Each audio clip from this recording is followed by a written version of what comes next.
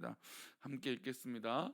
늙은이를 꾸짖지 말고 고나되 아버지에게 하듯 하며 젊은이에게는 형제에게 하듯 하고.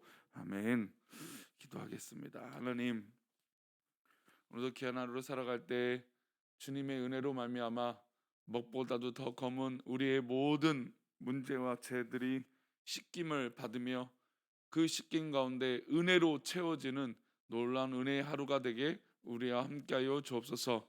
이 시간 말씀을 나눌 때 함께하여 주옵시고, 또 드려지는 예물이 있사오니 우리 범사에 감사하여 드려진 예물과 하나님 일천번제로 하나님 앞에 기도의 제단을 쌓는 예물을 기뻐 받아 주옵소서. 우리와 함께하시고 말씀 가운데 함께하실 것을 믿사오며 거룩하신 예수님의 이름으로 기도올리옵나이다. 아멘.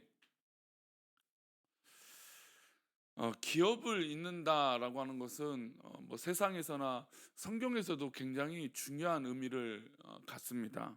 성경에서도 종종 이 단어들이 등장을 하죠. 기업을 잇다. 하나님의 유산, 또 가문의 유산을 잇는다라는 것은 굉장히 중요합니다. 더욱이 신앙의 유산, 신앙의 기업을 잇는다라는 것 굉장히 중요한 일이죠. 세상에서도 뭐 2세, 아마 후손, 뭐 자녀들, 아니면 그 손주들이 자신의 가업을 이어서 삶을 살아간다는 것은 삼자가 볼 때는 굉장히 아름다운 일입니다. 그렇죠. 주변 사람들이 볼 때 뭐 일본에서도 그런 가업을 잇는 경우들이 굉장히 많잖아요. 그래서 뭐 100년 뭐 150년 된 이 가게나 가업들을 보고 야 멋지다. 저렇게 부모가 했던 일들을 자녀가 후손들이 그 일들을 하고 있구나라고 하는 모습에 굉장히 큰 박수와 감동을 받습니다. 근데 이것은 어디까지나 삼자가 볼 때의 아름다운 것일 수 있어요. 실제로 당사자인 부모님이나 아니면 자녀들 입장에서는 부담감이 존재하죠. 부모의 입장에서는 내가 이렇게 어렵게 이 일들을 해왔는데 사랑하는 우리 자녀에게도 이 일을 맡겨야 되는가? 이 일을 시키는 게 옳은 것인가? 이 일을 하는 게 맞나? 라고 하는 질문들을 하게 되죠.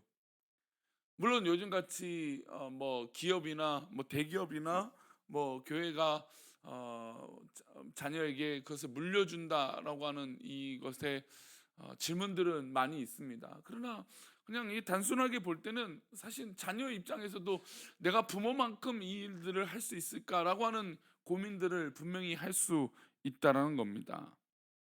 이런 같은 맥락에서 바울과 디모데는 분명히 어려움이 있어요. 왜냐하면 바울에겐 자식이 없었잖아요. 그래서 디모데를 늘 뭐라고 얘기하냐면 영적인 사랑하는 아들이라고 말을 합니다.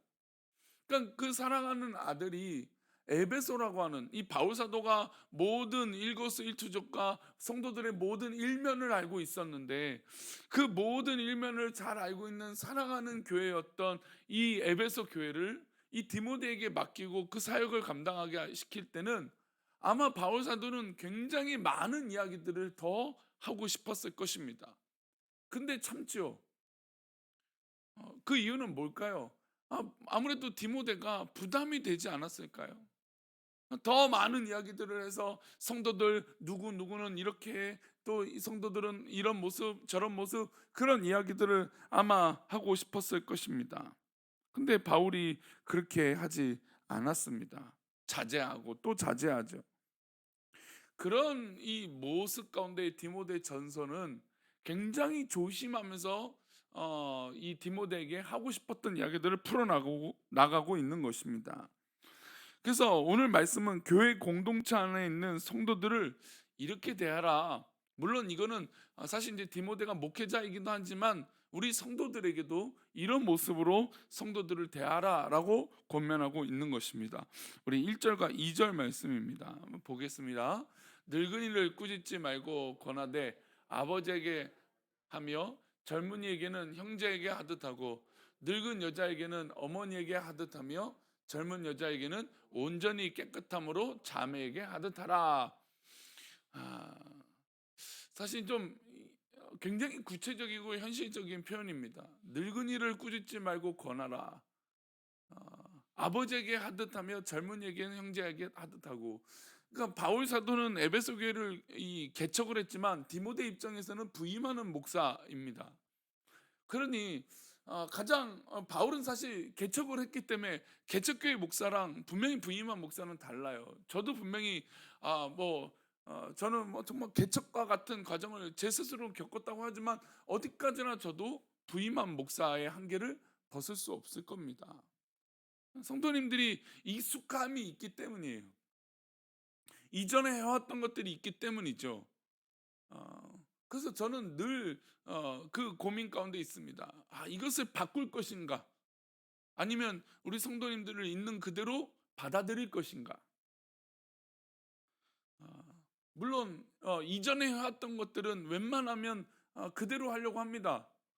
왜 그럴까요? 우리 성도님들은 예전에는 이렇게 했어요. 이전에는 이런 것이 있었어요. 이것이 저를 무시하거나 저를 사랑하지 않아서 그런 말씀하시는 것이 아니라 해왔던 것들이 있기 때문에 그 모습이 익숙해서 그런 표현들을 하기 때문이에요. 그러니까 지금 권한다라고 하는 것은 이것은 아니죠. 목회 방법적인 것을 얘기하는 것이 아닙니다. 무슨 얘기를 하느냐? 바로 성경 안에서 말씀 안에서 그것은 연세가 많으신 분이든 젊은 사람들이든 동일할 겁니다. 근데 어떤 마음으로 하는 것이 중요하느냐? 바로 가족 같은 마음으로 하는 것이 중요하다는 겁니다. 늙은이에게는 꾸짖지 말고 권하던 아버지에게 하듯 하라고 하는 것은 가족 같은 마음으로 하라는 것이죠. 그리고 늙은 여자에게는 어머니에게 하듯, 어머니는 가족이잖아요. 아버지는 가족이죠. 그리고 젊은 여자, 젊은 형제, 정말 그런 이 가족 같은 형제와 가족 같은 마음으로 이 성도들과 관계를 맺어야 된다라는 것입니다. 왜 성도를 가족같이 대해야 될까요? 하나님을 우리가 모두 아버지라고 부르기 때문이에요. 우리는 주 안에서 가족이라고 하는 의미가 큰 것입니다. 어떤 의미에서 목회자는 군림하는 존재가 아니라 대접받는 존재가 아니라 성도들처럼 믿음 생활을 하고 함께 교회를 가족과처럼 생활하는 것이 목회자일 것입니다. 물론 이것은 목회자뿐만 아니라 성도도 마찬가지예요. 그래서 지금 현대 교회는 이 성도들, 이 목회자를 포함해서 성도들은 실제로 가족보다도 더 가까운 게 교인들이에요. 성도들이죠. 그래서 이 부분들을 더 가족같이 정말 사랑하고 정말 이해하고 품어줘야 돼요. 예수님께서 설교하고 있을 때 예수님의 어머니 마리아와 동생들이 찾아왔습니다. 그때 주님이 말씀하셨어요. 뭐라고 말씀하셨냐면 누가 내 어머니며 누가 내 동생이냐? 하늘에 계신 아버지의 뜻대로 행하는 자가 내 형제요 자매요 어머니라.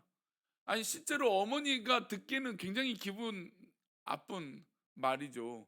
육신의 어머니가 왔는데 아무리 물론 아무리라고 하는 표현을 할 수 있을까 모르겠지만 어머니 마리아는 예수님이 메시아니까 이런 표현들을 이해할 수 있겠지만 아니 옆 사람이 보고 주변에 볼 때 진짜 가족은 저 사람들인데 예수님이 하시는 말씀은 하나님 말씀대로 살아야 내 형제고 내 어머니고 내 가족이다라는 것이에요. 그러니까 우리가 믿음의 가족이 되었다는 건 하나님 앞에 하나님을 아버지라 부르며 그 믿음의 공동체의 삶을 살아가는 것이 진정한 가족이다라는 것을 의미하고 말하고 있는 것이죠. 우리가 믿음 생활하면서 만나고 교제하는 성도들은 모두 하나님 안에서 가족입니다. 가족을 어떻게 대할까요? 식구 중에 누가 아프면 연일 제쳐놓고 그를 돌봅니다. 물질을 들여서 고치라고 애쓰지 않습니까? 한 발 떨어져서 시간이 지나면 낫겠지 생각하는 가족은 없을 것입니다. 진실로 혈연의 가족이라면 마음을 다하고 간호하고 돌볼 것입니다. 교회 공동체에 누군가 아프면 성도들이 한 마음이 되어서 그를 돌보고 기도해 줘야 되는 것이죠. 가족이 잘 되면 진심으로 기뻐하지 않습니까? 내가 잘 되는 것보다 자녀가 잘 되는 것이 기쁘고 가족이 잘 되는 것이 기쁜 것처럼 우리 성도들 가운데 잘 되는 일 있으면 박수 쳐주고 즐거워하고 기뻐해야 되는 것이죠. 그리고 때로는 가족이 잘못된 길을 가면 무서운 회초리를 들어서 다시 돌아오도록 권하지 않습니까? 다른 사람은 자녀를 때릴 수 없습니다. 그거는 큰일 날 일이죠. 그러나 가족은, 자녀는, 부모는 때로는 거친 말과 회초리를 들 때가 있어요. 물론 때리지 않는 부모도 있겠죠. 그러나 정말로 잘못된 길이 있다면 어떻게든 정말 멱살이라도 잡아서라도 끌고 와야 되는 게, 잘못된 길을 가지 말라고 하는 것이 우리 가족의 의미일 것입니다. 성도들 중에 누군가 이단 사상에 빠지거나 잘못된 길을 가면 합심해서 그를 다시 하나님 앞에 세워야 되는 것이죠. 바울이 디모데에게 말하는 것은 이런 면이에요. 사실 목회자가 하지 말라고 권하는 부분들은 이런 부분들이에요. 뭐 다른 뭐 성도님들이 뭐 어떻게 살고 어떻게 행동하고 그런 부분들도 뭐 때로는 하지 마십시오, 하십시오라고 뭐 말하기도 하겠지만, 가장 중요한 건 하나님 말씀 안에서 어떻게 하면 있으면 좋겠습니까라고 하는 고민에 대한 권함이에요. 가르침이죠. 그래서 목사는 연세가 많으신 분이든 젊은 사람들이든 권하고 가르치고 사랑하는 것이 목회자입니다. 근데 뭐 이것은 사실 우리 모든 성도들에게 동일한 거예요. 우리 성도들도 다 똑같은 것이죠. 왜요? 우리는 가족이니까, 식구니까. 우리가 이제 벌써 두 번의 식사를 하고, 이제 물론 마지막 제주는 식사가 없지만 이 식사를 하면서 정말 우리 성도들이 막 자연스럽게 웃는 걸 봐요. 그러니까 식탁 앞에서 인상 쓰는 사람 없잖아요. 물론 반찬이 내 마음에 들고 안 들고 이야기할 수 있고, 뭐 이 모양이 저 모양이니 얘기할 수는 있지만, 그래도 식탁 앞에서는 참 감사해요. 한 끼 같이 먹고 옆에서 같이 먹으니 얼마나 감사해요. 예. 요즘 같은 시대에 함께 식사하는 경우들이 극히 드물잖아요. 근데 함께 식사하고 수고했다라고 말하고 감사하다라고 말할 수 있는 이 따뜻한 게 바로 한 식탁 안에서 함께 먹는 게 식구잖아요. 식구의 의미가 바로 그거 아닙니까? 한 식탁에서 함께 밥 먹는 거. 우리 성도의 관계가 바로 이런 것이죠. 정말 때로는 뜨겁게 사랑하고 뜨겁게 돌보고 뜨겁게 이 간호하고 뜨겁게 박수 쳐주기도 하지만 뜨겁게 권하기도 해요. 변해야 되니까. 그렇게 살면 안 되니까. 바울은 디모데에게 교회 공동체 장로들에 대한 지침을 또 가르쳐 줘요. 우리 17절과 18절 보겠습니다. 함께 읽겠습니다. 잘 다스리는 장로들은 배나 존경할 자로 알되 말씀과 가르침에 수고하는 이들에게는 더욱 그리할 것이니라. 성경에 일렀으되 곡식을 밟아 떠는 소의 입에 망을 씌우지 말라 하였고, 또 일꾼이 그 삭을 박는 것은 마땅하다 하였느니라. 잘 다스리는 장로. 지금 현대의 장로는 치리하는 장로와 가르치는 장로라고 할 수 있어요. 그 다스리는 장로는 사실 이제 목회자를 얘기하기도 하지만, 어쨌든 큰 틀에서 장로들을 배나 존경할 자로 알되 말씀과 가르침에 수고하는 이들에겐 더욱 그리할 것이다. 그러니까 서로 교회 안에서 임직 또 일꾼들에게 존경할 어떤 그런 이 마음을 세우기 위해서는 말씀과 가르침에 수고하는 이들에게 더욱 이 존경할 자로 아는 것이에요. 그러니까 서로 존중해야 되는 것이죠. 예. 존중하지 않으면 안 되는 겁니다. 우리 장로님들이 세워졌고 우리 성도님들이 세워졌습니다. 근데 교회의 질서는 우리 장로님들을 잘 존경해 주는 것이에요. 무슨 교회가 뭐 언제나 뭐 100점이 되긴 어렵잖아요. 교회가 언제나 본인들이 원하는 대로 교회가 운영되어지거나 판단되어지지 않을 수도 있어요. 때로는 의구심이 들 수도 있고 때로는 걱정이 될 때도 있을 것입니다. 그러나 그 방법에는 어제도 이제 수요예배 때 그랬지만 말씀에 근거한 것이 되어져야 돼요. 내가 옳은 것에 근거한다면 언제나 분란이 생겨져요. 그러나 하나님 말씀 안에서 우리가 서로를 존경하고 또 이해한다라고 하는 전제로 대화할 때는 완전히 다른 결과가 나오는 것이죠. 우리가 직분자를 또 우리 장로님들을 또 목회자를 그렇게 존경하는 마음으로 서로 인정하고 또 받아들여질 때 그것은 정말 따뜻한 공동체가 더욱 될 것입니다. 우리 교회가 바로 이런 부분에서 더 앞서가야 돼요. 그리고 18절에 이런 말씀이 있어요. 성경에 일렀을 때 곡식을 밟아 떠는 소의 입에 망을 씌우지 말라. 또 일꾼이 그 삭슬 박는 것이 마땅하다. 떠는 소의 입에 망을 씌우지 말라는 건 일하는 소에게 먹을 것도 못 먹게 하면서 일을 시키지 말라는 겁니다. 그리고 일꾼은 당연히 일했으면 그 삭슬 마땅히 받는 것이 당연해요. 그러니까 즉 수고하고 땀을 흘렸을 때 그거에 대한 박수와 격려를 해야 된다는 것이죠. 바울은 실제로 자비랑 사역을 했습니다. 교회를 개척할 때 천막을 만드는 일을 하면서 생활을 했죠. 하지만 이제는 교회가 세워졌어요. 개척할 당시는 바울 사도가 일을 하지 않으면 안 됐어요. 하지만 지금은 교회가 온전히 세워졌죠. 든든히 세워졌습니다. 그래서 바울은 디모데에게 잘 가르치는 장로들은 교회가 생활을 책임지도록 권면하고 오는 것입니다.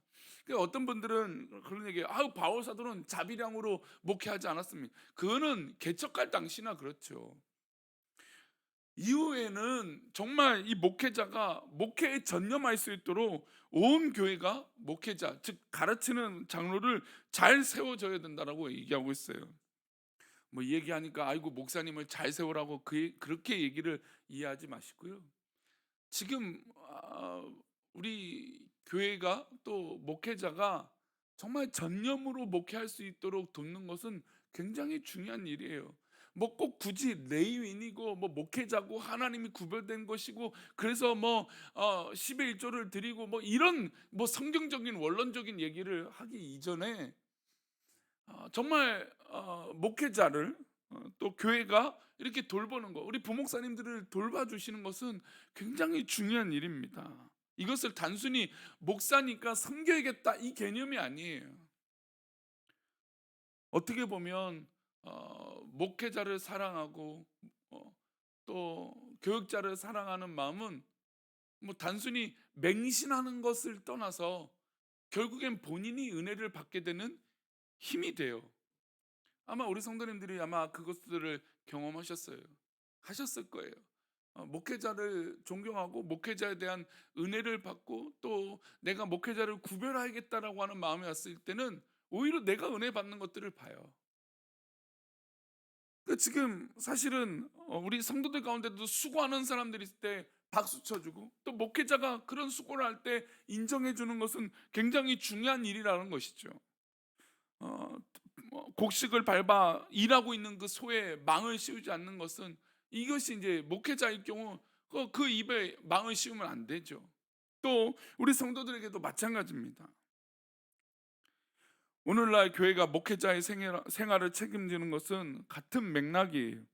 동시에 바울은 디모데의 영성과 육체의 건강을 챙기라고 말합니다. 우리 22절과 23절인데요. 우리 이 말씀 읽고 마치겠습니다. 함께 읽겠습니다. 아무에게나 경솔히 안수하지 말고 다른 사람의 죄에 간섭하지 말며 내 자신을 지켜 정결하게 하라. 이제부터는 물만 마시지 말고 내 위장과 자주 나는 병을 위하여는 포도주를 조금씩 쓰라. 건강을 챙기는 것은 굉장히 중요한 일입니다. 우리 새벽 예배를 들으시는 우리 성도님들 건강하십시오. 이 새벽을 깨우시면서 마음이 건강이 무너지면 마음도 무너져요. 건강한다는 게 굉장히 중요해요. 건강을 돌보지 않고 살면 안 됩니다. 어떤 분들은 건강 신경 쓰지 말고 그냥 내가 하는 일, 또 교회 안에 하는 일 감당해야지. 안 돼요. 제가 이전에도 말씀드렸지만 저도 우리 성도님한테 건강해 보이잖아요. 근데 건강하게 노력하지 않으면 안 돼요. 목회자가 또 우리 성도가 아프면 아프지 않으면 더 좋겠지만 아프면 걱정이 돼요. 목회자가 아프면 또 근심이 돼요. 그래서 사실 목회자는 아프지도 못하죠. 또 아픈 걸 티내는 것도 좀 어려운 면이기도 해요. 왠지 신앙이 없어 보이기도 하고 목사님이 감기에 걸리면 어떤 분은 목사님이 기도를 안 해서 감기 걸렸다라고 하는 말도 한대요. 우리 교회는 안 그렇고요. 다른 교회에서 그렇다는 거예요. 굉장히 이 건강을 돌보는 건 중요합니다. 내가 뭐 건강해서 천국 안 가고 그냥 이 땅에서 천년 만년 살기 위해서 건강했다는 것이 아니잖아요. 우리가 건강을 돌보지 않아서 얻는 것들이 있잖아요. 예. 그런 일들이 있어서는 안 된다는 것이고 또 22절에는 이 경솔히 안수하는 면에서 얘기하고 있어요. 근데 여기서는 두 가지 하고 있죠. 당연히 저도 이 안수할 때 사실은 이 현대의 목회자들은 다 똑같은 고민할 거예요. 안수한다는 게 굉장히 큰 부담이에요. 안수를 한다고 했을 때 성도들이 이것을 진짜 믿음으로 받아들일까? 라고 하는 고민들을 다 해요. 요즘은 너무 안수를 하지 않아서 문제지만 예전에는 너무 많이 안수를 해서 문제였어요. 그래서 경솔히 하지 말라는 것이죠. 그리고 중요한 것은 다른 사람의 죄에 대해서 간섭하지 말라는 겁니다. 아. 오히려 내 자신을 지켜야죠. 나를 돌봐야죠. 꼭 우리 남의 것을 관심을 갖는 사람들이 있어요. 내가 먼저 하나님 앞에 바로 서고 내가 하나님 앞에 정결한 게 우선이죠. 바울 사도는 디모데에게 뭐 이런 이야기들을 하면서 앞으로 에베소 교회에서 정말 건강히 목회를 하기 위하여 권하고 있어요. 성도님들, 우리도 교회 안에서 사역하는 사역자입니다. 성도들이 그렇죠. 그러면 이 디모데 전후서를 한번 잘 읽어 보시면서 내가 과연 어떻게 하나님 앞에 이 사역들을 감당하고 전심을 다해서 이렇게 일할 수 있을까, 한번 이 바라는 것들을 돌아봤으면 좋겠어요. 그러면 우리가 좀 더 좋은 교회로, 건강한 사역자로 쓰임 받게 될 줄 믿습니다. 오늘도 그런 이 건강한 신앙의 삶이 우리 가운데 있기를 축원합니다. 기도하겠습니다. 하나님, 오늘도 우리가 하루를 살아갈 수 있는 은혜를 허락하여 주셔서 감사합니다. 이 하루를 살아갈 때 정말 우리가 목회자 또 사역자 성도답게 살아갈 수 있는 은혜가 있게 하여 주옵소서. 우리를 그렇게 지켜주시고, 특별히 우리 오늘 하루 가운데도 어려움 당하고 있는 우리 가족 같은 성도가 있다면 우리가 돌보고 또 간호하고 위로하고 또 박수 쳐줄 수 있는 기쁨이 있게 하여 주옵시고, 혹시나 이단과 사이비와 또 제약의 자리에 있는 성도가 있다면 우리가 돌보고 권할 수 있는 은혜가 있게 하여 주옵소서. 감사하고 거룩하신 예수님의 이름으로 기도 올려옵나이다. 아멘. 하늘에 계신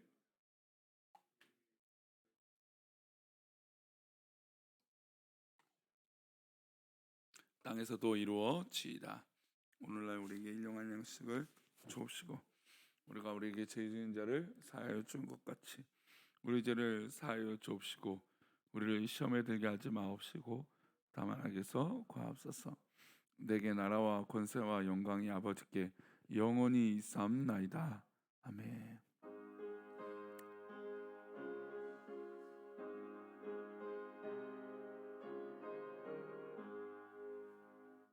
네, 오늘도 말씀 기억하면서 주 안에 정말 이 형제요 자매의 은혜가 넘치는 그런 하루가 되시기를 축원합니다. 우리 기도하시다가 돌아가시겠습니다. 아버지.